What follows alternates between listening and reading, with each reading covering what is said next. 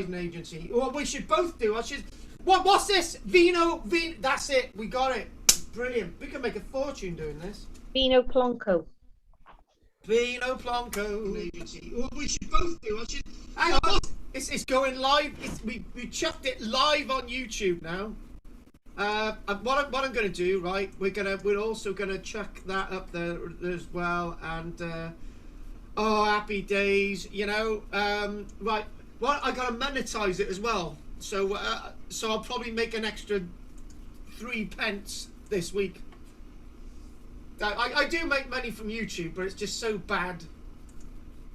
Everything's got advertising in it. So, what are you looking at on your screen at this minute? Tell me. Some sort of ancient complex down in the earth. It's a bit like our lives, isn't it? Some kind of ancient complex. Yes. In the earth. It's been cleared though. Oh yeah, that's the way. So as we're prepping, I tell you what, I'm gonna chuck this on my. We're gonna chuck this on the Archaeology Company page, and we're just gonna do that. Somewhere over a rainbow, way up high, there's a land that we dream of once in a lullaby. Do you know, I think we should go on the stage. Yeah. I think you and I would be great on the stage. We just make it up as we go along. He's making it up as he goes along. Well, Peter Sellers and Dudley Moore come to mind for some reason. Although, yeah, the thing is, I don't think they were so pissed that they couldn't actually do any lines anyway. Yeah, I used to love that. Yeah, that's how they came out with it all, wasn't it? It wouldn't be allowed these days, would it? Well, certainly not in COVID times, anyway. No, it wouldn't be allowed. The type of stuff that they were saying, it was even banned by the BBC back then, anyway. Oh yeah, that was. What? Well, those were the days, eh? There's a song. What we want. Those were the days again. La la la la la la la la la la la la la la la. Pete and Dud.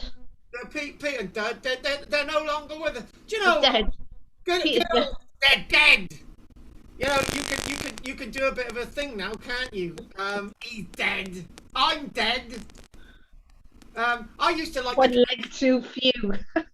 I used to like the one that they used to go on about cancer. Well, I got cancer of the arm. That's nothing. I got cancer of the leg. In fact, I got so much cancer I'm already dead. Yeah, I've just looked one up here. Yeah, one leg too few was one of his. One leg too few. Exactly. So today we're going to look at wine. Right now, because Dudley Moore did actually have a slightly deformed left leg in real life. Well, if your friends can't take the mickey out of you, who can, eh? He had a slightly deformed leg. Dudley Moore did, yeah. Good old Dud. Do you know, I always used to get Dudley Moore. Do you know, I don't know what this has got to do with wine. It's got everything to do with wine. Drank a lot with it, a lot of it, didn't he? Yeah, exactly. Do you know what? I always used to get Dudley Moore mixed up with Went off Only Fools and Horses. No, the blooming guy who did James Bond. No Donald way. Moore. Yeah, I used to. It wasn't Donald Moore, was it? It was Dudley Moore and who was the other guy? The other goat. No, the other guy's name. No, there was 2 Moores, wasn't there? Oh, Roger. Roger, yeah, it sounds like Dudley. You're all excited. It sounds like Dudley, doesn't it? Roger and Dudley Moore. Well, they were probably brothers. Yeah, they were. Only, you know, Roger Moore didn't have a dicky foot. A Dicky Ticker. Just Dickie Moore. Dicky Moore, Dicky Dodger, Dicky Dong Dong Doo. Oh, like we've had a few now, doesn't it? Do you know what? I did my King Arthur thing on Monday, right? And I'm just chatting away, right? And in an hour, you go off straight on off tangent, right? Because you got these people asking questions, and you can't remember what you're doing. Talking to King Arthur now, here's a thought. What's that? Yeah, go on. Did he ever come to Dinas Palace Castle? That was one of my questions for you. Or the Iron Age Hill Fort? Yes, that's my. If you would have watched on Monday, right? That's exactly what I was talking about. Was it? I must be psychic. I didn't know No, you did that on no, Monday. What time's your Monday night? What time's the Monday class? 8 o'clock. You just sign in on YouTube, right? And it's live. You So you've basically done that one now. So you reckon that King Arthur was drinking wine up at the castle? that's what you need to do. You need to put that in the question box, right? And I will probably say yes. Yeah, but which castle? No, it wasn't the castle. No, not the castle. The blooming hill fort, you numpty. At the hill fort. He was down up in the hill fort. He was, which wasn't actually. It was a hill fort in the Iron Age, and it was just like there. Yeah, but there would have been some sort of dwelling there through the ages, wouldn't there? Yeah, through the ages, the Dark Ages. Boom, boom.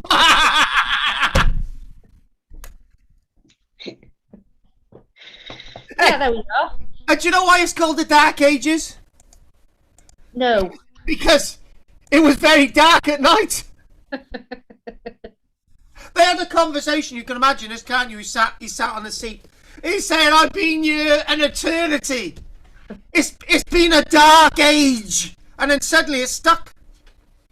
Yeah, well, it was a dark age, wasn't it? It was a dark age. No, actually, I'd say that before the Romans came to Britain, it was darker before the Romans came to Britain because we knew very little about what was going on, right? They hadn't written anything down, had they? Exactly. So it was a dark age in Cardiff, right? This is where the reason why, right? What happened is good old King Arthur was sat there talking about the Dark Ages, right? And somebody from Cardiff caught on with this. He said, you know that old King Arthur? He was talking about the Dark Ages. So they thought, oh, that sounds really good. That sounds brilliant. So it caught on. That's why. They don't know what it meant.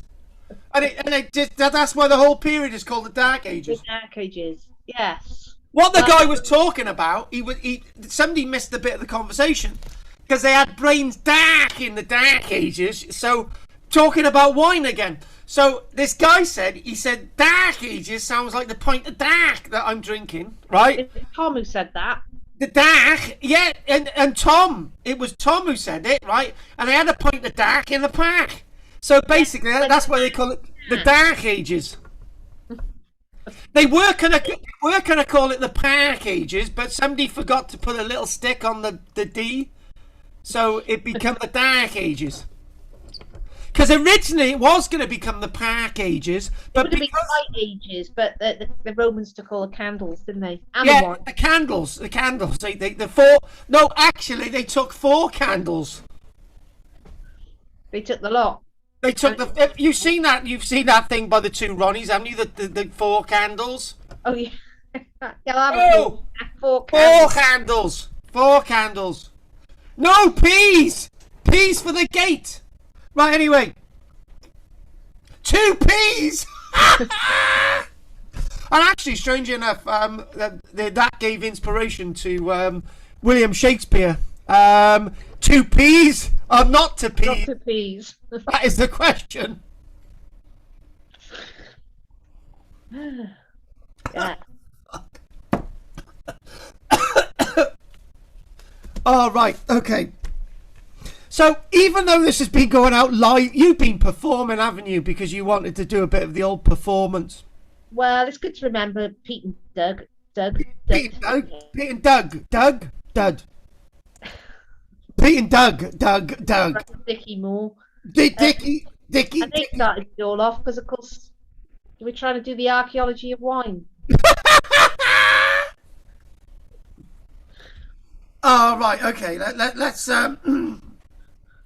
Oh God! Oh, and I've got to make the official recording, so I've got to start the official recording now as well, right? Oh God! Right, okay, start again. Right, 1, 2, 3, 4. Yeah. So today we're doing the archaeology and history of the development of wine in approximately 30 minutes. And one thing that we do know is the evidence for the archaeology of wine is all the way across the wonderful land of the Middle East. And this must undoubtedly be a grape pounding pits, great pounding pits in front of us. There's a pounding pit. Well, I just put the word great pounding pits in. You know, the great vats.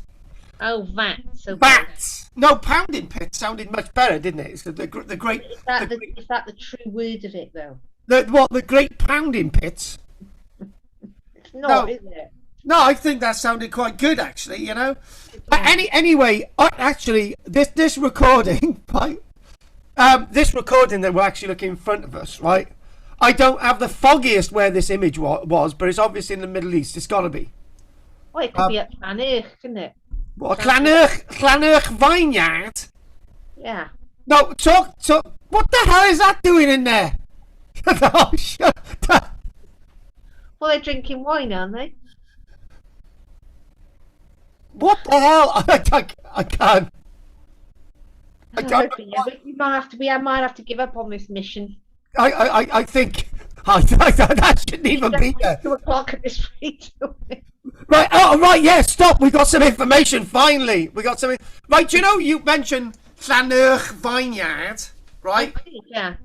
Do you know you go down to the old caravan down by St Mary's Well Bay, like, yeah? Yeah. Right. So there, in a field down to the caravan, there is believed that vines may have grown in the Roman period. Well, it would have been warm enough there, wouldn't it? And it's sheltered. It would have been warm enough because it's on the south side and not the north side, right? And did you know that they collected grapes nearby because there's a vineyard nearby at the time of the Marquis of Bute and Castell Coch, and the best vines were collected in 1919 to go to the Castell Coch vine bottling factory. Okay. And that's a fact. Well, I think that the land down there is very rich and fertile, isn't it? So yeah.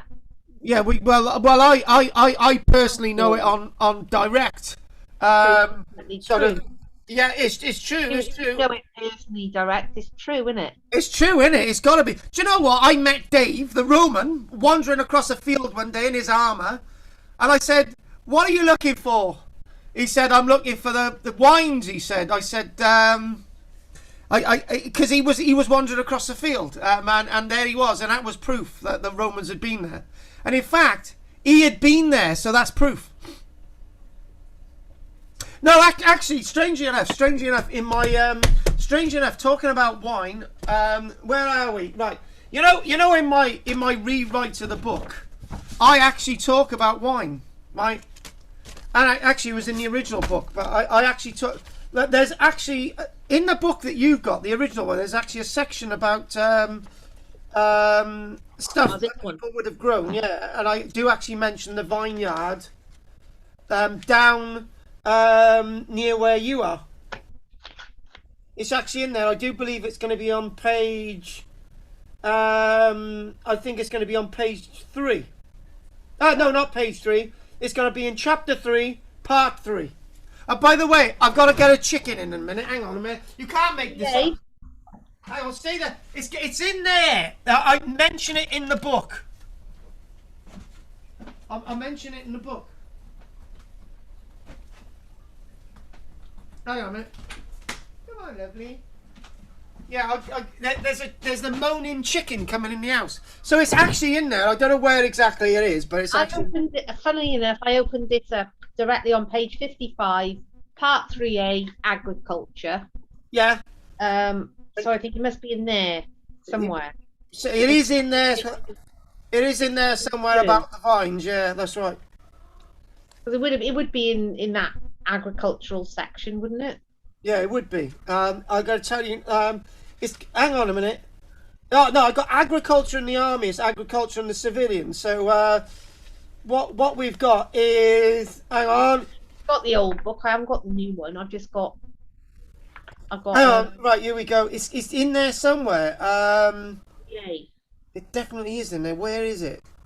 I can't find it. I know I've written it in there.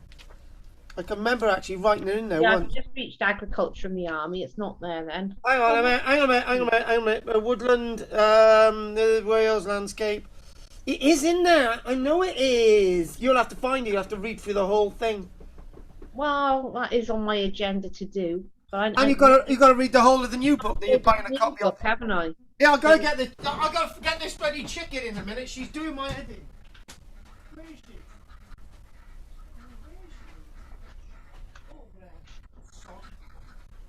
I don't want to eat in the little seedlings, you see. Anyway, going back to where we were, try and make sense of this, right?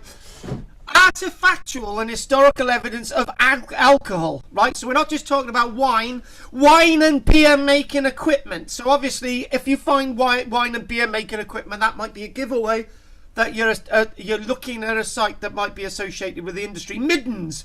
So middens might be full of all the residue associated with the wine and beer making. Nathan.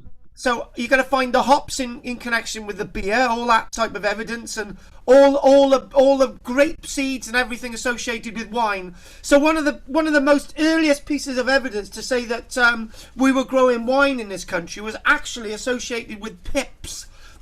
Grape seeds that were actually associated with an Iron Age site in the south of England. But we obviously know that vines were actually being grown in Britain in the Roman period. Chemical residue on pottery, that's a science that's been developed, because when you get imported amphora, there's a residue signature, chemical residue signature of wine and beer, and also other acids. You can work out that certain pottery may have stored milk because of the lactic acid. Also, in the art of our Roman period in particularly, well, we just saw some art, didn't we? Wine and beer, we just had some art, but we just moved on quickly from that. And mortuary items, people might be buried with various cups and containers, indicating that they're taking wine to the afterlife.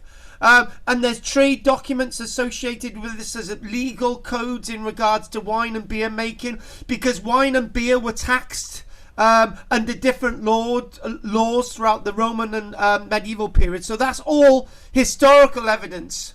So again, what we're looking at is again more evidence in the Middle East.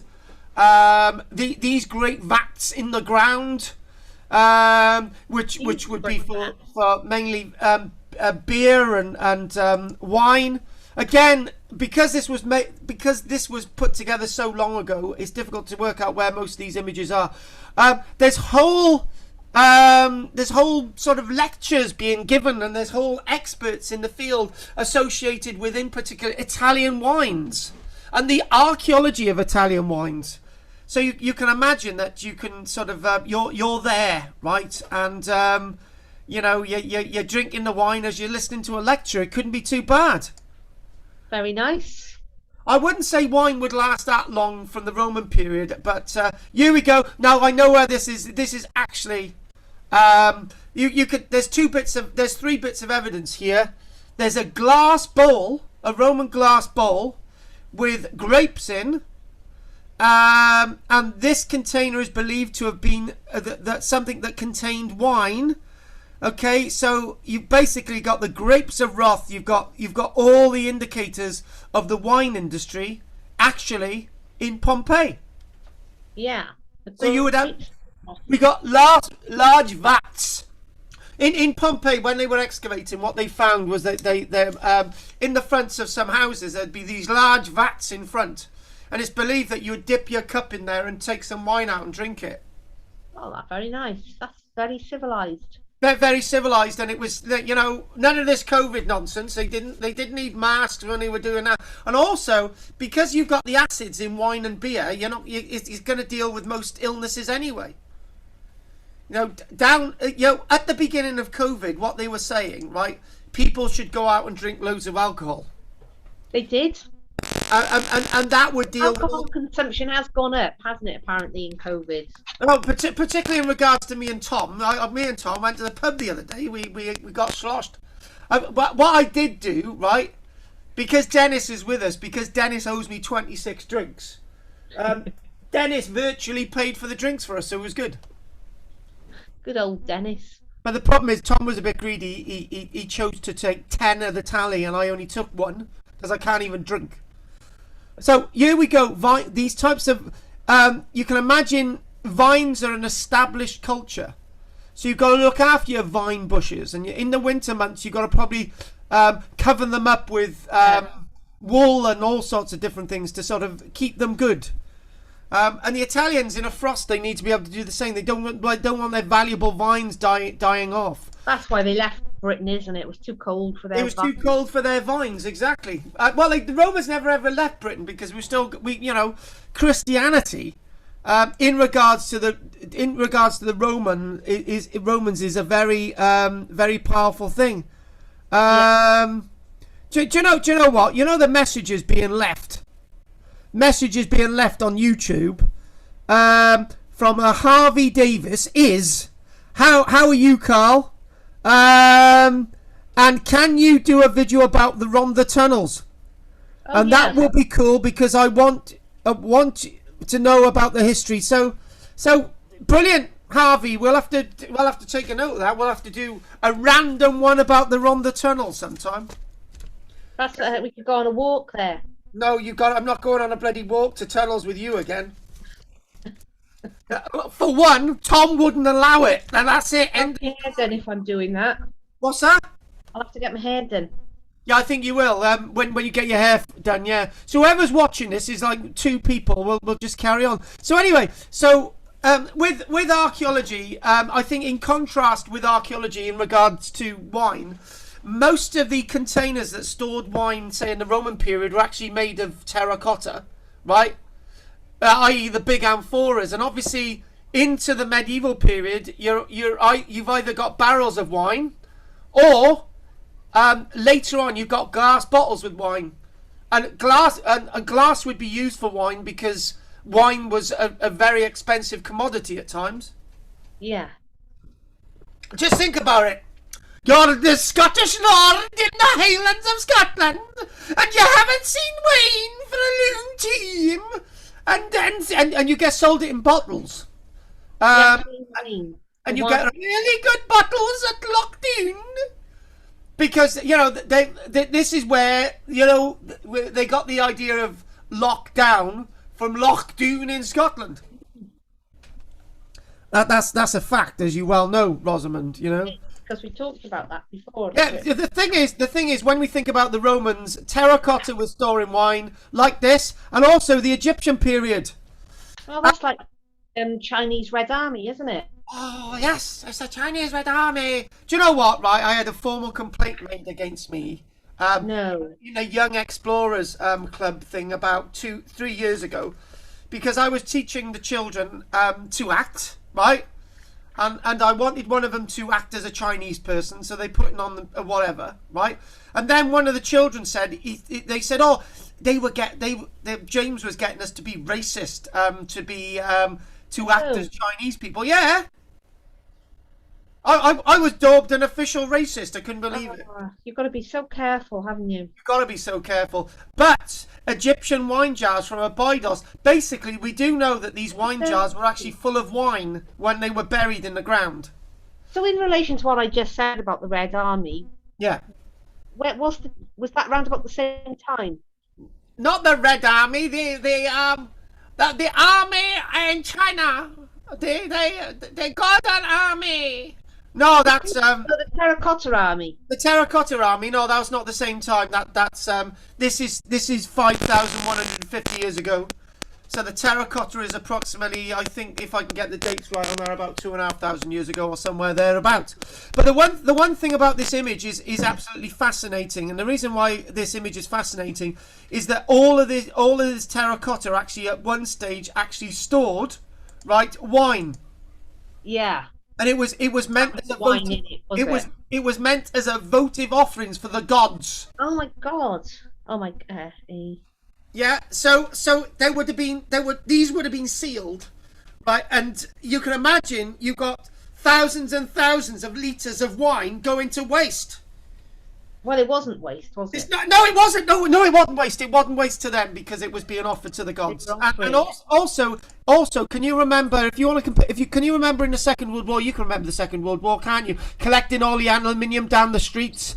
Anyway, people collected all this aluminium, and it was all on. After the Second World War, they found out it was in vast storage buildings in London. It was never used because it was the wrong aluminium. And what they wanted to do is get people to feel that they were doing something for the war effort, when in fact they weren't going to use the aluminium in the first place. And this is the same thing with the wine. It's like that spiritual leap of doing something for the gods, you know? Yes. So, oh, here we go. Look at this. Carousing with the Ancients, the archaeology of wine and beer in the Fertile Crescent and the Mediterranean region.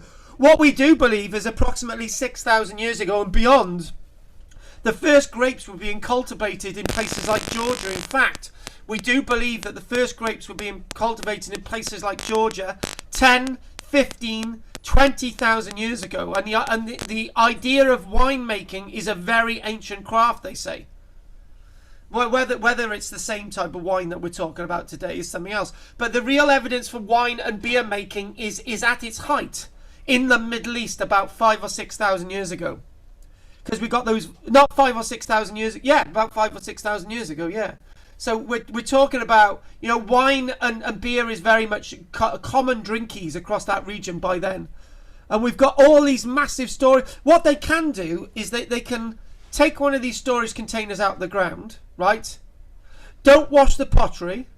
Take the soil out of the pottery and analyze it for acids, and then you can work out not only you can probably work out what type of grapes were used to create the wine from the acids.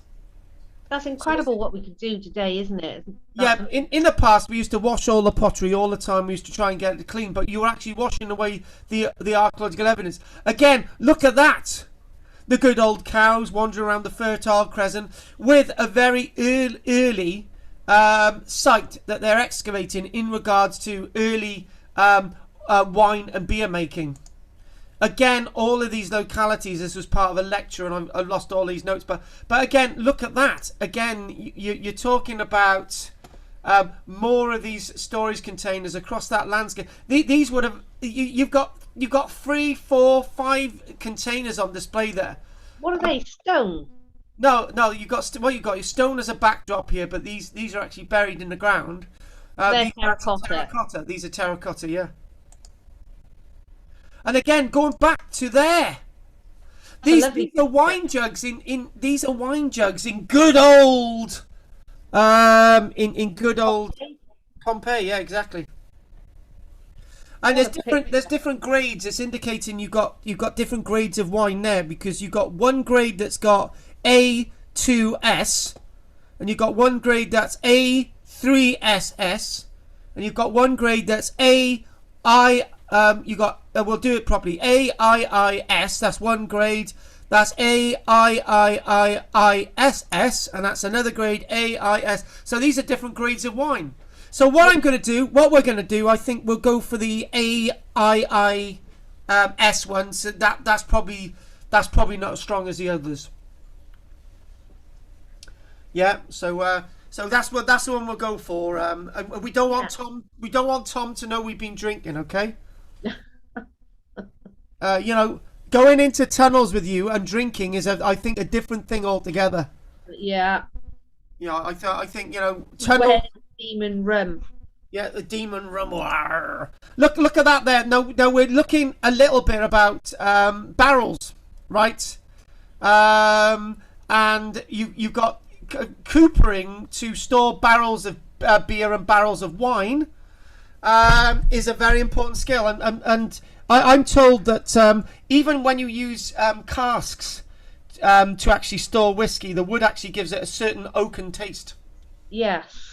The good old ways are the best, and to be honest with you, there's going to be 3 different flavours in regards to glass here, and stored in a wooden container, and stored in terracotta. So we got 3 storage containers. Now we're going to store wine and beer in plastic, which is not really good. No. Because wines have acids, and you've got sort of similar reactions with beers, but beers don't last as long. they're going to eat away at the plastic and you're going to get reactions. No, let's just keep with glass. So these wonderful, what you're talking about in front of us is about the 1750s, these types of little wine bottles. So you can imagine. They're great, aren't they? The taller the neck, the older it is. Oh. And also, the reason why they're that colour is that there's a patina on them. On the glass bottles, there's a patina on them. I just got to let the Merlin out, the cat. Okay, here we go. Let's let you out. Go on, chase that stupid chicken out there. Go on, chase him out. Go on, go on. Okay. Yeah, there you go. The cat's gone out now. Probably disappear for a week. So yes, so these are typical, the type of thing that you'd see in films from the Georgian period. You know, series like Sharp and so on. There they are. Wine is seen to be a very important part of Saturnalia. The life. Yes, that's it. Saturnalia. Did you do that Saturnalia lecture with me and Barry? Yes. Oh yeah, that was just before COVID, wasn't it? That was Christmas 2019. You were there with Charlotte. I was there.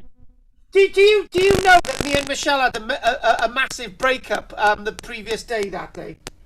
Oh, no way. And I held it really well, didn't I? You did. I knew there was something up. Did you? You could sense it. Oh, yeah, well, we were supposed to have gone to the ghost night the night before. Was that was what that was? Oh, yeah, that was to do with it. Yeah, that was, yeah. You over-egged your pudding, hadn't you? Yeah, no, basically what happened, right, we decided to go down to Glastonbury. We had the walk in the evening, and it was the end of the year, and I knew I shouldn't have done that walk on the 21st, right, and we didn't do it. Oh, it all went wrong. And Michelle ended up getting out at McDonald's, and she ended up walking all of oh, it was a disaster. Terrible. It's terrible, I know, terrible. But all ended well. Yeah, I no, it didn't. I'm still with her. Oh, now. But no, that's fine. It all ended well. I'm still with my beautiful wicked witch, Michelle. I love to bits. Now it's 10:02. I'm gonna have to go soon. Right. Okay. Right. Okay. Just. Okay. We've got 10 minutes, have we? Well, ish, because I've got to go up to Owen's as well, haven't I? Right. Okay. Then. So. Hey, shut. Archaeological evidence. Archaeological evidence of winemaking is a little difficult to come by, but we've all obviously lots of the stuff that they would leave behind in middens would break down, and what we've got is we've got the sense of, look at that there. They've got the idea of mixing fermented rice with honey in China 9,000 years ago. That's great. Another way of making wine, for example. I think the Romans probably made it nicer. I don't fancy fermented rice and honey. No. So. I suppose that's what sake's made of, isn't it? Sake. No, that's from Cardiff as well. Sake. So you've got the two main methods of identifying wine making, and what we're talking about is obviously we're looking for the evidence left in the ground. So we're talking about the wild ancestor of the European wild grape, the Vitis vinifera sylvestris. Is native to Western Eurasia between the Mediterranean and the Caspian Sea. So we think the likes of Georgia was the place that the first cultivated forms of wine actually came from. The grape itself. It's talking a little bit here about the Chinese wines. Evidence of Chinese wines going back over 9,000 years ago. And we've got a bit of documentary evidence associated with wines there, and the presence of fruit was identified by the tartaric acid remnants in the bottoms of jars. So they were actually burying their loved ones with wine. So it's a mixture. You're talking about mixtures of grape, hawthorn, cornelian cherry, and something else known as the longyan there.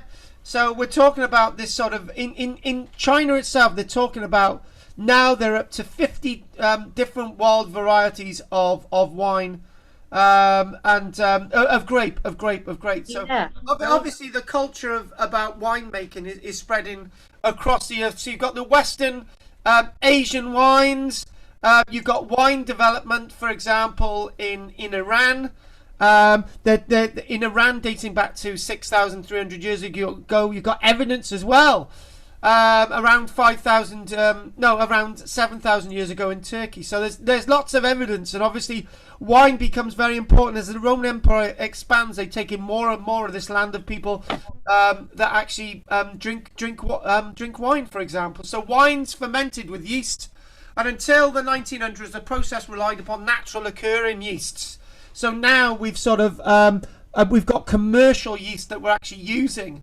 That you can obviously, you know, there's the commercial yeast and so on. So look at that one there. This is really interesting. So they've got evidence in Greece, evidence of Greece of wild grape in Greece back to 12,000 years ago, and in France going back 10,000 years ago. Is there evidence that they're actually crushing this? Are they actually crushing these grapes down to actually make wine a lot earlier? So here we go.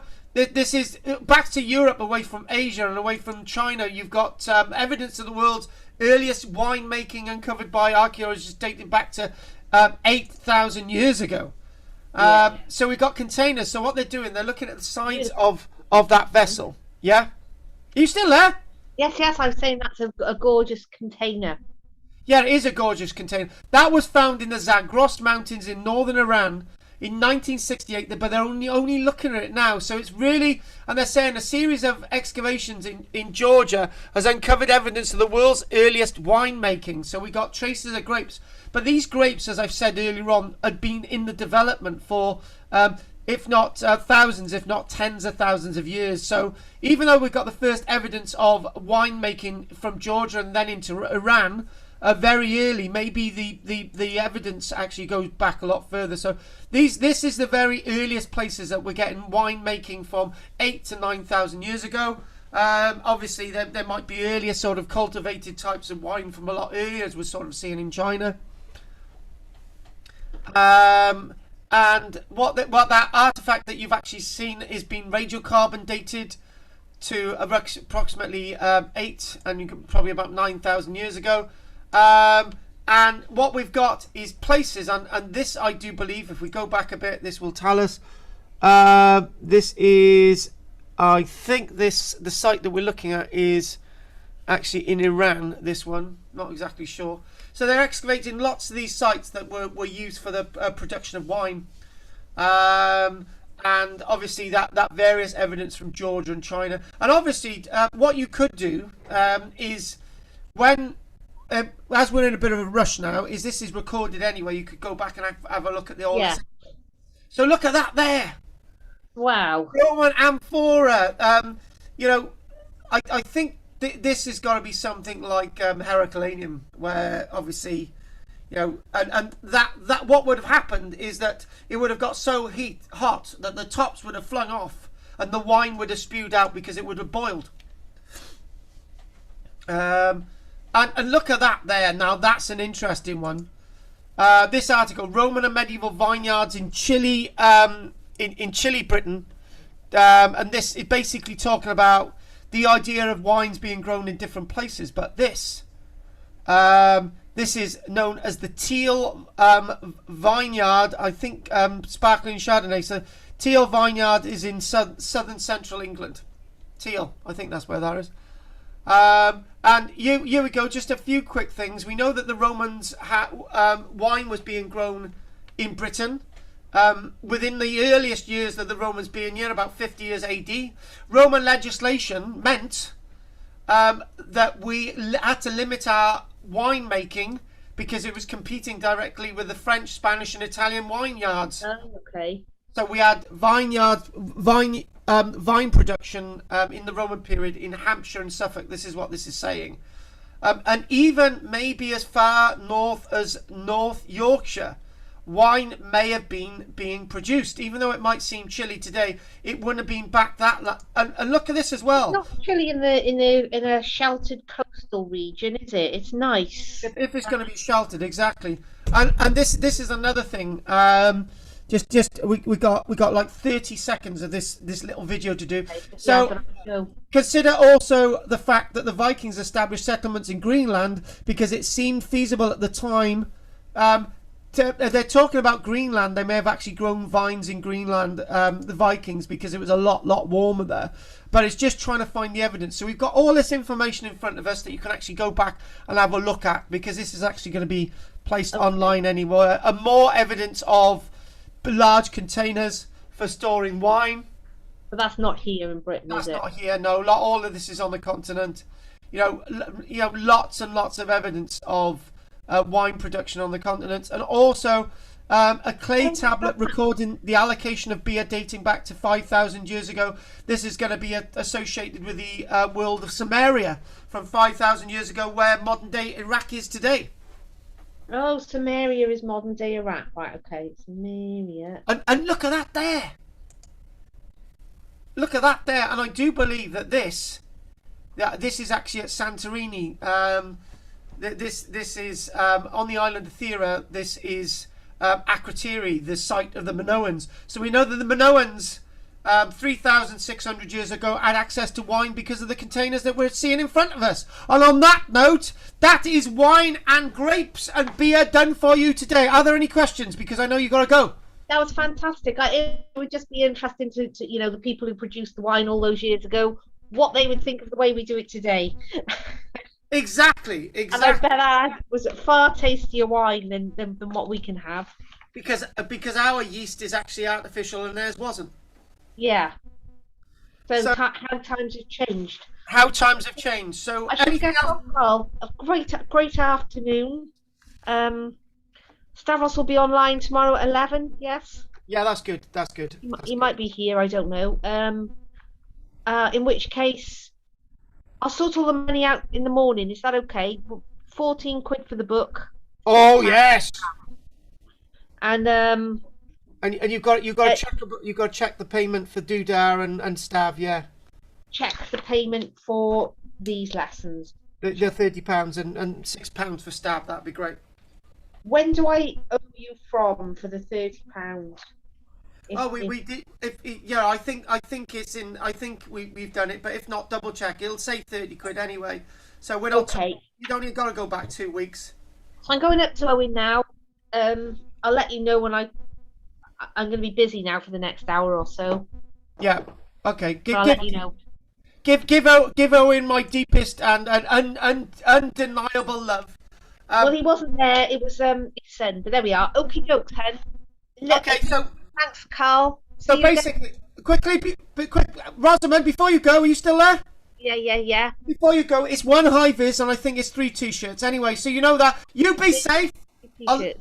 You be safe, and I'll let you go, and I'll see you probably tomorrow.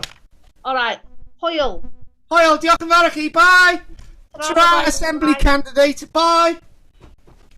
You might be elected. You never. I believe. Yeah. Yeah. Anyway, thanks for that. That was extremely bizarre. Great recording. Really rushed at the end. Loads of stuff in there. Probably got loads of my facts wrong, but in a rush when you can't think. But anyway, that was really quick. It's a 1-to-1. It just gives an overview. That's what we do. Anyone want to do a 1-to-1 with me? They're £30 for 3 sessions, and they're over three weeks. And if anyone is interested in that, we do like an hour and a quarter, and we do different bits of archaeology that you so wish to do. Anyway, this is Karl-James Outford. Gotta go. I've got lots happening. I've got lots to get on with. Many thanks. Thank you very much. I've got to finish this recording and I've got to work this out. So goodbye on YouTube, and thanks for watching whoever's on YouTube. Don't forget to like, subscribe. If you want to join, the join button down below is the blue thing below. And if you want to join my classes, I'll put this on here as well. So Archaeology Cymru online.weebly.com. And that's great. And yeah, it's 30 quid for £30 on there for 3 1-to-1 sessions on archaeology. Right, that's it. As I say, I keep saying I'm going to go. Join button, like, subscribe,